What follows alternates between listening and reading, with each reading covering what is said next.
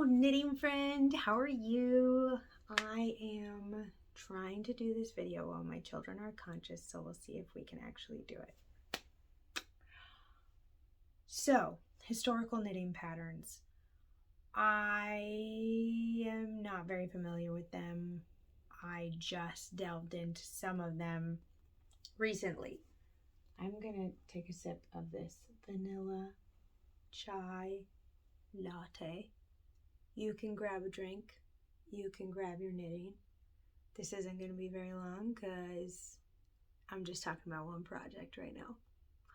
Mostly because it's a few firsts, and I thought it would be good to document firsts more than just the podcast. And also, you're not going to be able to see this on the podcast because I'm sending it in the mail today to my sister. So that is that. Historical knitting. First of all, no one knows where knitting originated. It's all over the world. Like, nobody can claim it, right? I have some glue on my hand. My kids have been doing some art projects. But when I say historical knitting, what I mean is some of the first patterns that we know of that exist in the world. And I've heard tell that crochet patterns are not super specific, that I'm not a crocheter. I don't have crochet brain yet. Maybe someday I will. But that they're not super specific and that you kind of need to know what you're doing to be able to understand it, or you need to have someone else who knows what they're doing to explain it to you. And that's kind of how historical knitting patterns read. If you're not used to them, it's confusing. So backstory, wow.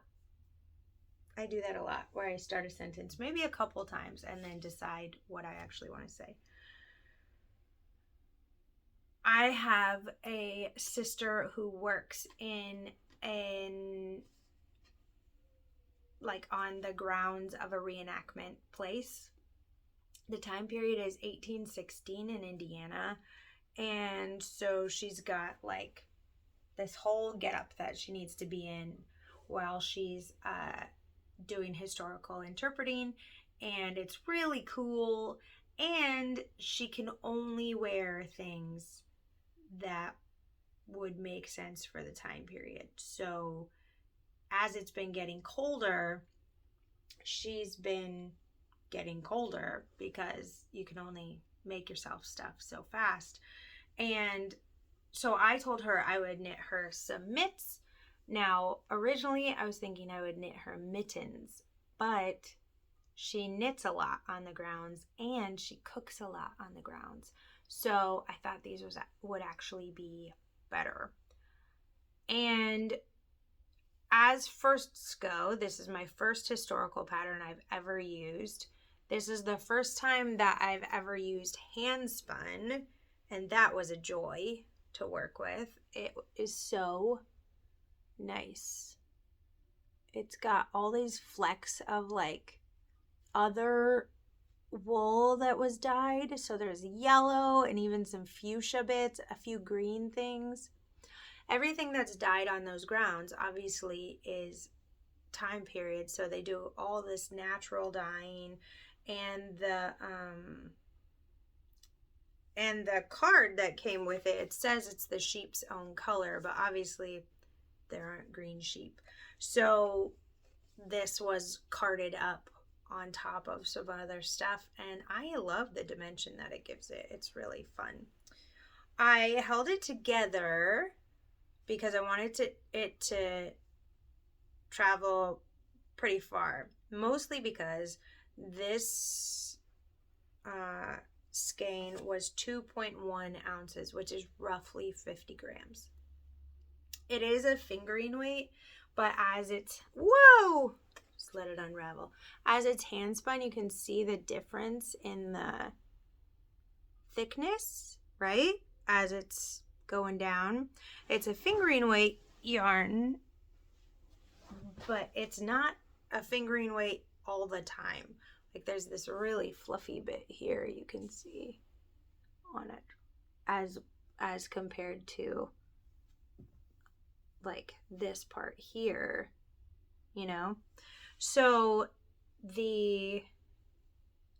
I had some organic merino here and it's brown, and it being organic merino, and you can tell from the variation, the tones in there, that it's very similar, right?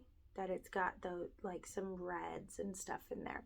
So I actually held these together. This would be on the line, you know, to get in 1816, because even if you were like, well, we're not doing historically accurately spun yarn, like this is commercially spun, it is naturally dyed, but also it's so consistent compared to this, not just in the spin but also in the color. But here's the thing, I dropped them. It just gave it this nice base. You can't really even see it in there, so it looks historically accurate. And I still have to look up if it would be historically accurate to get commercially spun yarn. I don't think it would be. It was very original farm to table, farm to needles time. And here we go. Okay, so first historical knitting pattern, first time dealing with hand spun yarn, first time doing mitts just by themselves. I did those flip top mitts for my mom, but this was a really interesting format because this is not ribbing, obviously. This is what they called welts. So it's like 3 rows of purling, 3 rows of knitting, 3 rows of purling, 3 rows of knitting. So it makes it elastic this way, which is something we already understand. But this way, it's just kind of, it doesn't go against your wrist at all. And I believe this alternating rib stitch is supposed to make it super stretchy and make it fit other people. Like you could trade off mitts if you wanted to. But here is how this pattern reads. It says, set on 22 loops on each of the 3 pins. Now note, those of you who use DPNs and are adamant that you are supposed to use 4 and have the 5th one in your hand, I just want to draw your attention to the fact that it says on 3 pins, okay? Now, some of us would look at that and think, see, it says 3 pins. You're supposed to have 3 and have the 4th one in your hand. And some of you would say, a lot of things were happening in 1816 that shouldn't have been happening, so maybe not. You know, just a sidebar. Set on 22 loops on each of the 3 pins. Welt 20 rows, which is what this is, this business here. Welt 20 rows. Knit 1 row plain. Next row alternate turn and plain. 3rd row plain. 4th row alternate plain and turn, so that the plain stitch is over the one that was turned before, and so on until you get to the beginning of the thumb. Then knit backwards and forwards, leaving a hole for the thumb. Then knit round again and finish with a welt. To make a thumb, pick up 3 loops at the top of the hole left and knit backwards and forwards, picking up an additional loop at the end of each row for about 10 rows. Then pick up 3 loops from the bottom of the hole and do the same till you meet the stitches at the top. Join all together and knit round and round till it's long enough. Welt 5 or 6 rows and finish. Okay, that thumb, what the heck is happening? I couldn't figure it out. you're supposed to start here and then pick up a stitch each way, and then you're supposed to go down here and pick up a stitch each way. But obviously you should be connecting it here in the middle, right? It doesn't say to do that though. Also, when you sit and you look at this stitch pattern, right, there was no chart, which would have been way easier if there had been a chart, because you could just put your little purl bumps in where they're supposed to alternate, where they're supposed to go, right? But that was not in there. And I love these little flecks in here. So it really is, you either know what you're doing or you have someone next to you who knows what they're doing. It's, knitting back and forth, then knitting round again. All of those concepts are things that we understand, but even as someone who's been knitting with a capital K for almost 2 years, I sat there and looked at that pattern for a minute and was just thinking, what? It comes from the Workwoman's Guide. The Workwoman's Guide, which is a historically accurate document. It gives you patterns for sewing and knitting and cooking and, well, not obviously recipes for cooking, but if you're interested in historical patterns and you haven't come across that yet, you should definitely check out the description box, because I'll have a link to it below. It's a free book on Google. But these are done, which is great. I did just pick up stitches in, like, from the thumb hole, and you can see that I picked them up and did it the wrong direction first, and I actually like that the seam is on the outside, because it makes the inside feel nicer. So I picked them up going the wrong direction, and then I had to start knitting the other way, and it turned out fine. There wasn't a gap or anything in the stitches. But I will say, the first time I had to frog these. The first time that I knit them, I think I did the thumb hole better. It's a little bit tight on my thumb, because since you're not knitting here, most patterns are going to show you, well, I guess there is a little gap there. Most patterns are going to have you increase here and then leave your stitches to pick up later on your mitten or your glove. But this doesn't do that. It just has you leave a hole for your thumb, which isn't necessarily here. It's like here for the hole for your thumb. And I think I did it better the first time. Probably could have knit flat 2-ish more rows.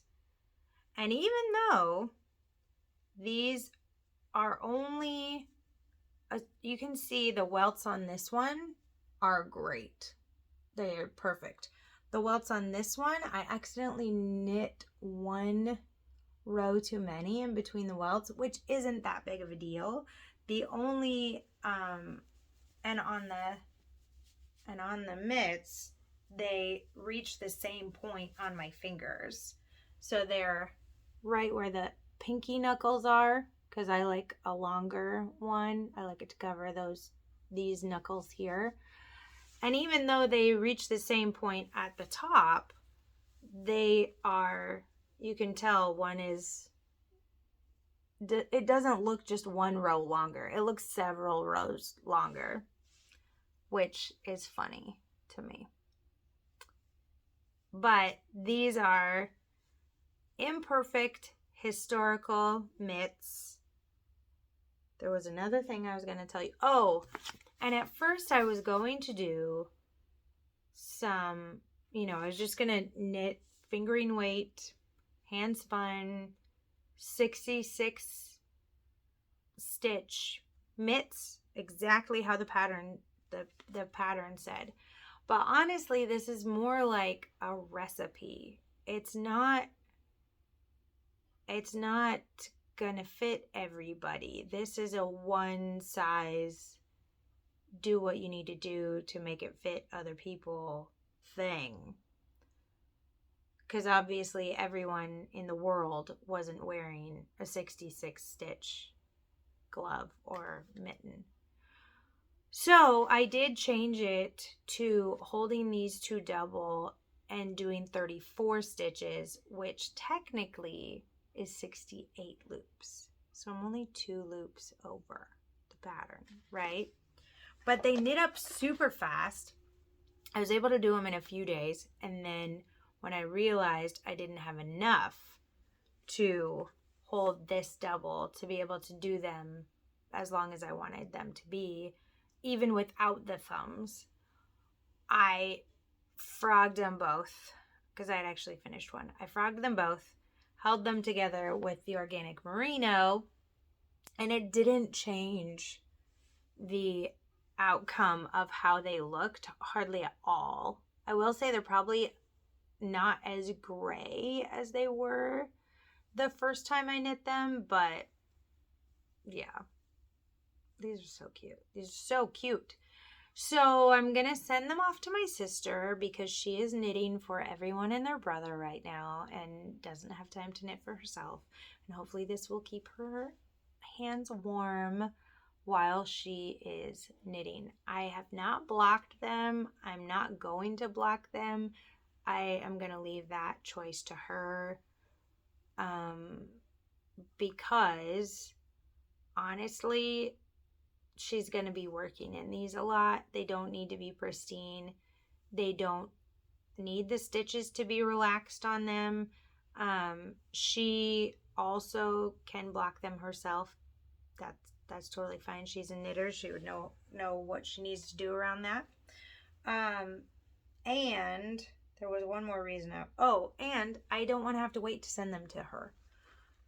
It's November. It's the middle of November, and in Indiana, in the middle of November, it is cold. It's cold. So, little finished object, all done.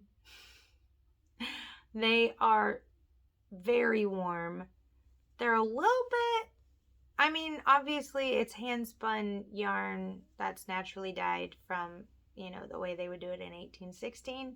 It's not super soft, but it's not itchy either. I wouldn't say it's itchy.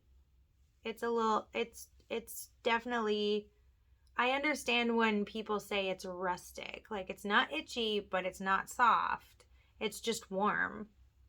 And I think she's going to really like these. So I'm going to send them off in the mail to her today and keep her warm in her 1816 get up, and then continue on with gift knitting, which I'm still in my head about. The paralysis is not serving me well. Question: have you knit a historical pattern before? If so, what did you learn from that experience? Because I will probably be knitting more things from the Workwoman's Guide for my sister. And secondly, when it comes to gift knitting, how do you deal with the paralysis thing where you want to knit all the things so you're not knitting any of them and you're just knitting for yourself? Which is fine. It's fine to knit for yourself. I actually am really excited about having some finished objects for myself soon. And I would also like to be able to gift some things to my family. But I don't know. I don't know if I want the timeline thing, Does anybody have a hack for that? Where do you just give them like a picture of it that you're knitting it for them? Or do you just get over yourself and knit the blazes out of your fingers? What do you do? I am a person who struggles with being motivated at the correct time. I know that sounds weird, But I have realized that I appreciate an adrenaline rush, and so I will self-sabotage in order to feel like I did this thing really well and really fast. And I'm so talented because I did it under like a time crunch, when really I could have just done it and not been stressed out about it. I don't know. Obviously, I don't have the answers, guys. Do you have the answers? Do you have an answer? It would be great if you did. Please share it. And I'll see you next time for the podcast.